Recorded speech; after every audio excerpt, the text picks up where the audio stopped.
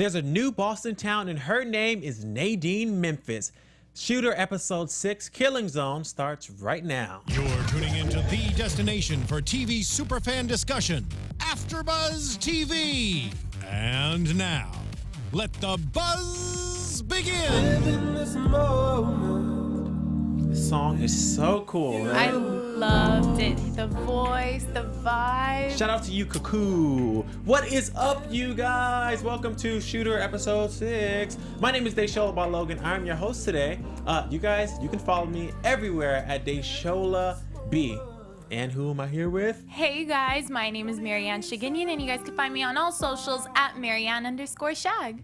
Yes, make sure to follow her because we were just talking about her. Her selfie game is on point, you guys. So make sure to follow her. Thank you, thank you. So, okay, one thing before we get started, we want to talk about this show. They have really good music. Great music. Whoever is in the music department and chooses this, they do a good job. Every week we find new artists that we love. And the genres are really different, but it actually branches out to a lot of people who have different tastes in music. Yes. And it connects to all. I dig it. I dig it. If you guys want to know, that guy, his name was Cuckoo or Cacao, K-A-K-O-U. Yes. The song's called Live in this moment. Download it. So, Great. This episode was good. I was very happy because Nadine is the new Boston town. Love her. What did you think about it?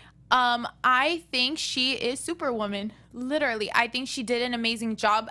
At first, in the beginning of the episode, you could see she was like a smaller character in the sense of her ranking in her positioning, but now she's honestly working her way through and actually proving herself and making people have her back. And they respect her. It's authority. I love it. They respect her. I mean, she was playing no games when she was with Pain. But okay, so the episode started off with Bobley, and we must say this episode was kind of gruesome.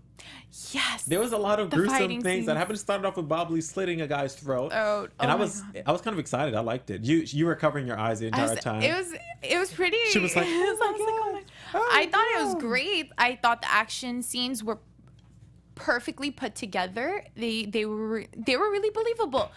But it was bloody this time. It was. It was good. It was good. I finally had a great fighting scene. So what do you think? Like, what do you think encouraged Memphis to say, you know what? Like, F this. I'm going to, like, show him who I really am. I think being kind of looked down upon, she kind of was getting annoyed because she has her beliefs and obviously she had her gut feeling and was like, there's something fishy going on here and no one's hearing me or listening to what I have to say. So I think she kind of got fed up and was like, you know what? I'm going to make you listen. If you're not going to listen, I will make you listen. That's what I'm talking about. And you know what? I think she used the fact that Pain has a thing for her. I love that she even said it. She used that to her advantage because I have to toot my own horn. A few weeks ago, wow, I lost my voice right there. A few weeks ago, I was saying that something wasn't right. Like, Pain was too weird with her when he was like, it just didn't make sense. And she caught on to it and said, you know what, Pain, I'm going to use the fact that you like me. And it worked. She's like, you have feelings for someone and that someone is me. I love that. She was so confident saying it too. I think she felt kind of good about it. And I kind of liked it how she used her like feminine side to kind of be seductive in a little way during their little talk, the investigation, when she was talking to him in the room. But she was very aggressive too, though. She was aggressive. She grabbed his hair, but like it was kind of sexy. But then like because of the authority she was putting into it, so I think she did a great job. She threw the IV. She was like, "Yeah, what about this?" And I'm like, "Okay." I'm like, is this the same Nadine Memphis from not season 1, episode 1? Because this is not the same lady. I mean, confidence. She's built her confidence. Yeah. And I think the fact that before she would kind of say, you know, what she think is going on, but she didn't really have any evidence. Yes. But now it's like, here's evidence. There's this guy right here, you know? Like, this guy's crazy. I think finally her voice is being heard because she has something backing her up. And I finally appreciate her boss, might I add. Yeah, because he actually stood up for her. Finally, though. Idiot. We've been telling you this for how long? Okay. Literally. And then, so rude. And then the fact that she was staring at him and he was like, oh, you're going to make me say it like I believe you. I was like, you go, girl. When we were watching it, she was like, yes, That's what Mariann said. Yes. I'm gonna make you like say you are gonna say it. I mean, it's true, and I'm glad that people are coming around to her. You know, because she works really hard and she really tries to prove herself, and people just doubt her. Her boss is a douchebag, and he's starting to be. I mean, if you're a douchebag, you're a douchebag. Okay. I mean, he's starting to be a little nicer, but he still has a douche in him. Yeah. But it's nice that he's, finally believing her.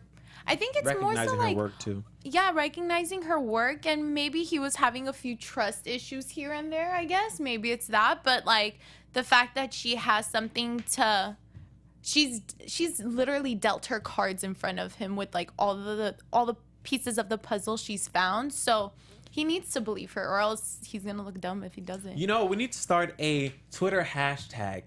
Like, if you guys are watching right now and you want to tell us what you guys think about Memphis, hashtag Memphis Boss. Yes. And like Memphis Boss, but like not about her boss, but Memphis is a boss, you know? So hashtag Memphis is a boss on Twitter, Instagram, and in our comments below. Let us know what you guys think about her. So in this episode, Bob Lee finally got to see his daughter.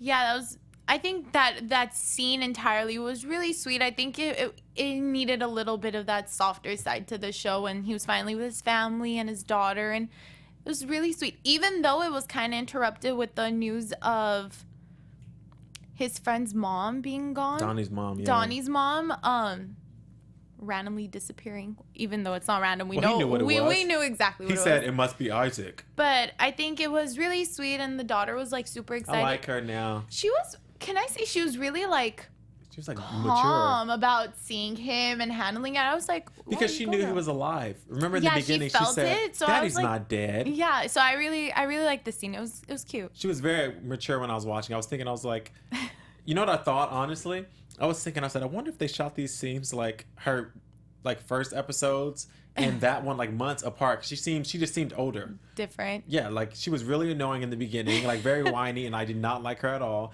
But now she was very mature and older, like, hey dad, like I'll see you next time. Like, yeah, you know, like I ain't tripping. So I really like you now. What's her name? I forgot her name. I really like you, girl. We'll call her girl.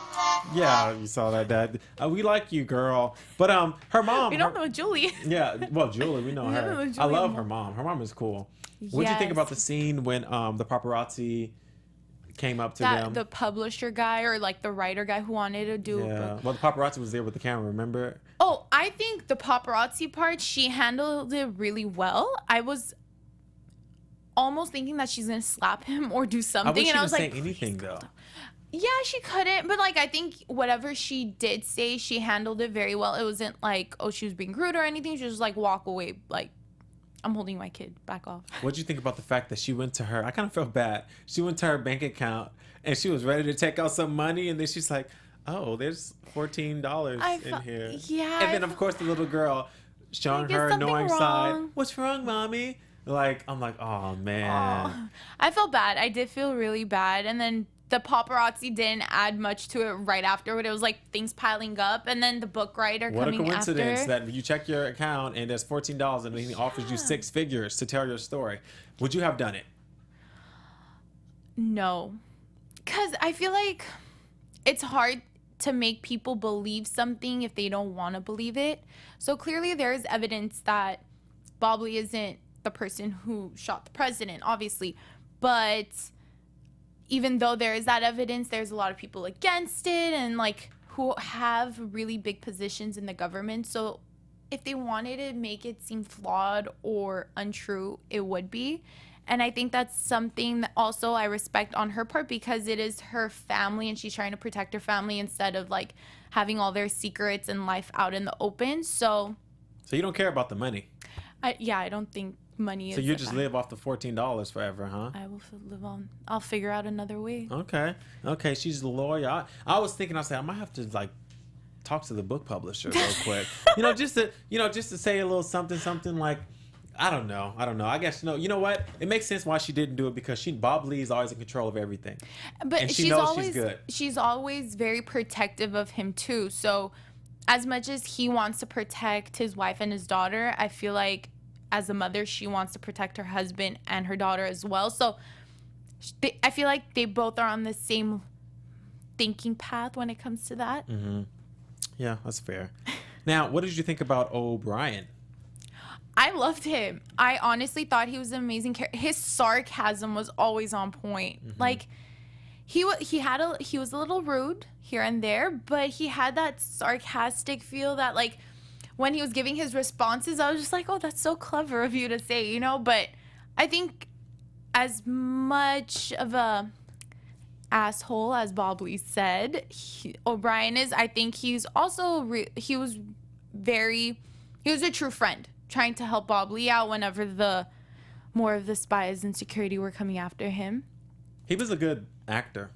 Yeah. I'm saying that because all the sarcasm stuff, I was like, oh, whatever. But when he told his story about, like, his wife and his son, I like believed it, because he kept, like, looking down. He's like, well, you know, I started off in the war just killing for the war, and then I started killing for myself. Yeah. And I was like, I believe you, man. I believe you. Yeah, he was a great actor. You know, it's so weird. He's from, what show is he from? He's from Lost. Is that Lost that he's from? Yeah. Have you seen Lost before? Yeah, I've seen, like, I think he's from that show. No, he's from Prison Break. He's from Prison Break. Really? You've never... Oh, the guard. No, the detective guy who, like, tries to hunt down the prison breakers. The police officer. Yes. Gotcha. Yeah, sorry. Only reason why I said that is because, like, shows that are so good, I can never see them different. Since, like, Prison Break was such a huge show, I only see him on that. So it was nice to see him do something that was way different. Yeah. Other than being, like, he was being a hard ass still, but he had that little moment of, like... emotion. Yeah, and I liked it. I thought it was good. Yeah. He was great.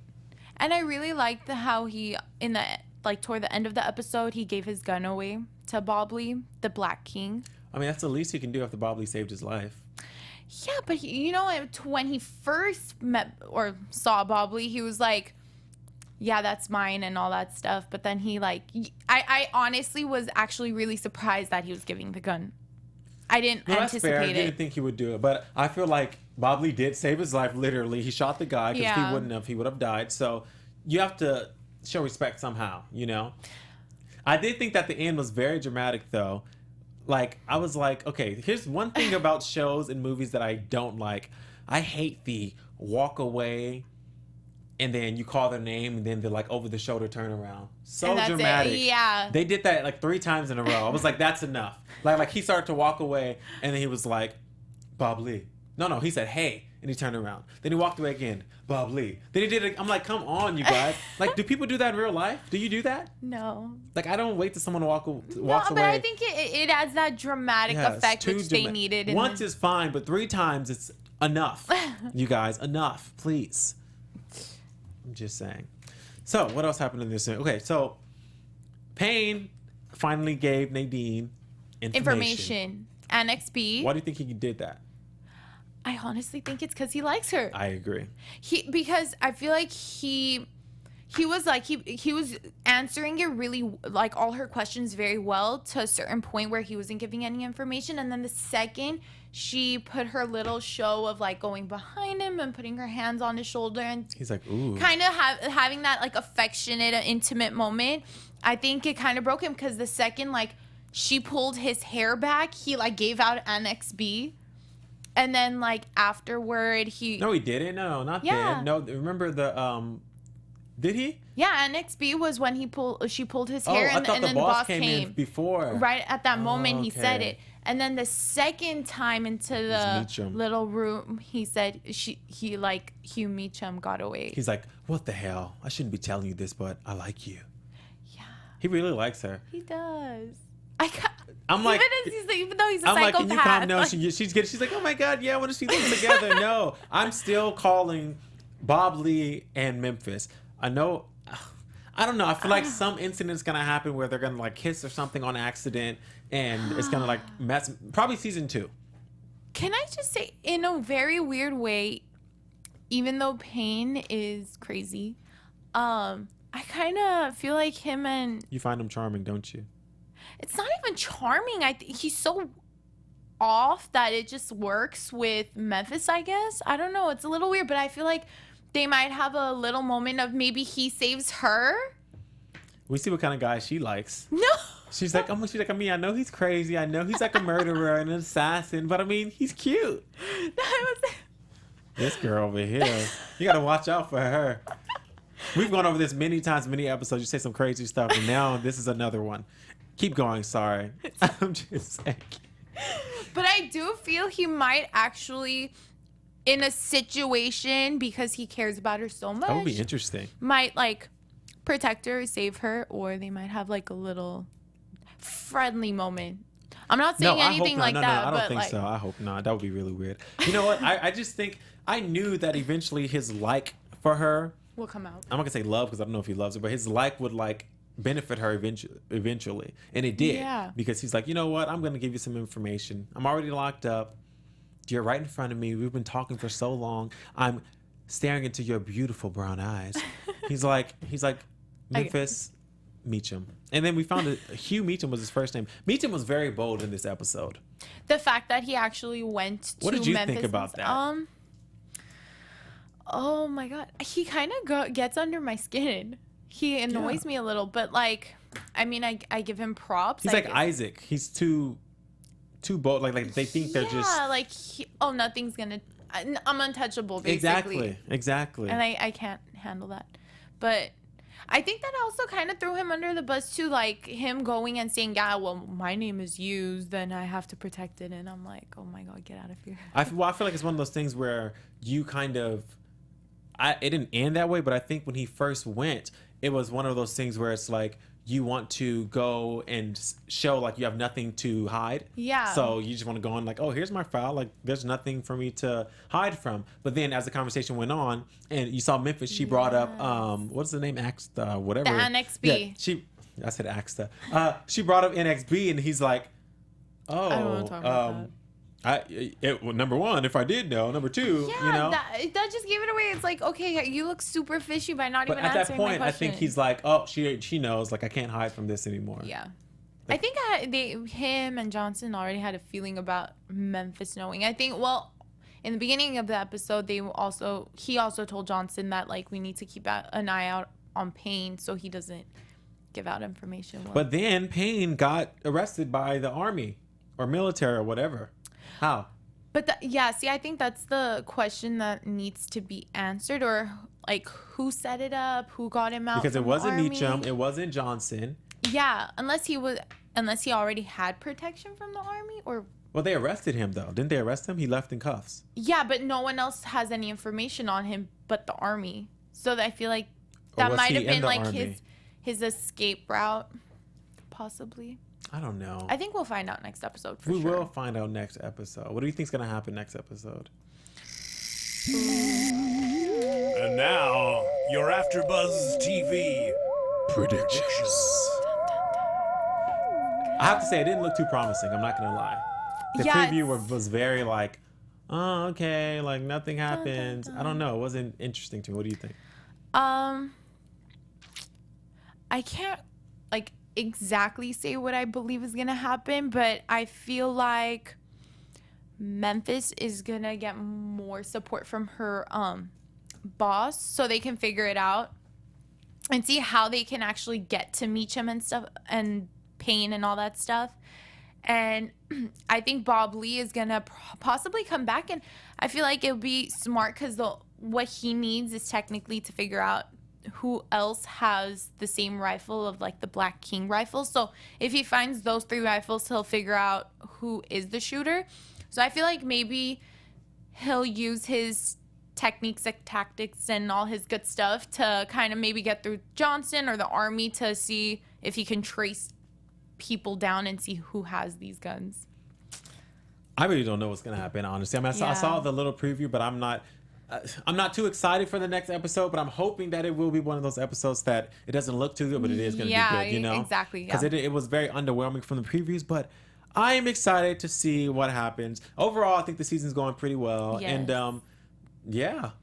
Well, I think we'll finish it up. Well, you guys, we had a really short show today because, you know, like it's Christmas time. We're going to go get ready for Christmas, party and all that. I do want to let you guys know we don't have a show next week. Yes. So if you're coming for that, I'm sorry you won't be able to see us there, but you can see what we're doing on social media, right? So you guys can follow me once again at Desola B everywhere, and we're coming back the weekend after next week, by the way. After that. And where can they follow you? You guys can follow me on Instagram, Snapchat, Twitter, Facebook, at Mariann_Shag. I'm like, let them know where. Well, you guys, that has been Shooter Killing Zone episode 6. We will see you guys in 2 weeks. So you guys have the best holiday, the best Christmas. Have fun, you guys. And we'll see you. Thanks for watching. Have a great time. From executive producers Maria Menounos, Kevin Undergaro, Phil Svitek, and the entire AfterBuzz TV staff, we would like to thank you for listening to the AfterBuzz TV network. To watch or listen to other after shows and post comments or questions, be sure to visit AfterBuzzTV.com. I'm Sir Richard Wentworth, and this has been a presentation of AfterBuzz TV. See you later. The views expressed herein are those of the hosts only and do not necessarily reflect the views of AfterBuzz TV or its owners or principals.